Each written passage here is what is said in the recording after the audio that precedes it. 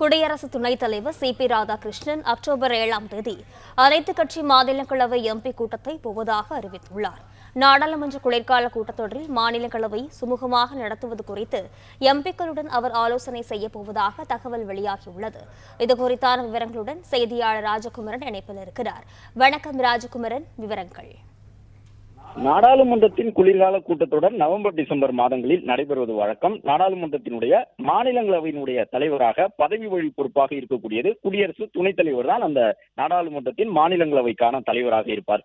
அந்த அடிப்படையில் தமிழ்நாட்டை சார்ந்த சி.பி. ராதாகிருஷ்ணன் குடியரசு துணைத் தலைவராக தேர்வாகி இருக்கின்றார். குடியரசு துணைத் தலைவர் என்ற அடிப்படையிலே நாடாளுமன்றத்தில் பதவி வழி பொறுப்பாக மாநிலங்களவையை வழிநடத்தக்கூடிய பொறுப்பு சி.பி. ராதாகிருஷ்ணன் அவர்களுக்கு கிடைத்திருக்கின்றது.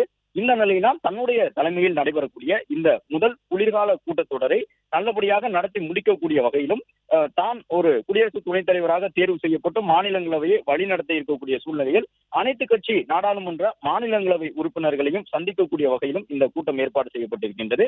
அதன்படி வரும் அக்டோபர் 7ஆம் தேதி குடியரசு துணைத் தலைவர் அவர்களுடைய அதிகாரப்பூர்வ இல்லத்தில் நடைபெறக்கூடிய இந்த கூட்டத்தில் அனைத்து கட்சிகளை சார்ந்த மாநிலங்களவை உறுப்பினர்கள் பங்கேற்க வேண்டும் என்று குடியரசு துணைத் தலைவர் சார்பில் அழைப்பு விடுக்கப்பட்டிருக்கின்றது.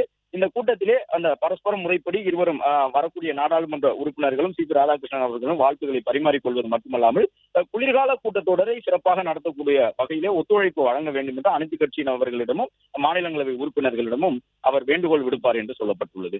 பிளே ஸ்டோர் மற்றும் ஆப் ஸ்டோரில் இருந்து பாலிமர் செயலியை QR கோடு மூலம் பதிவிறக்கம் செய்யுங்கள். செய்திகளை உடனுக்குடன் பெறுங்கள்.